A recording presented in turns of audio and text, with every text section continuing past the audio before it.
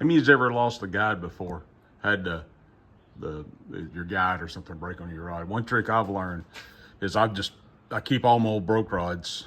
And anyway, this little guide, these are hard to line up. So what I do is I use just a little bit of a gel, just a tiny touch, put it on the bottom of the guide, and then use a clothespin, and I can roll this around and line it up. Once it's lined up, then I use this homemade contraption here.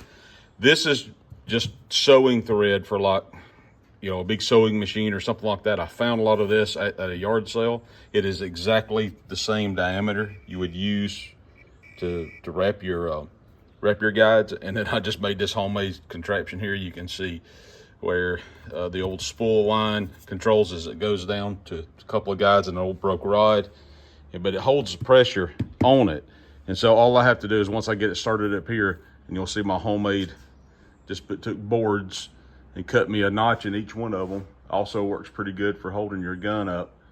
And then I just made like a big L out of it. With the V-notch, sanded that down smooth. And then once I'm done, I can just spin the rod and spin this up. And then I'll put a fan on it and just spin it with the epoxy on it and let it dry, and it'll dry pretty smooth. This is not very long. Anyway, maybe this helps you.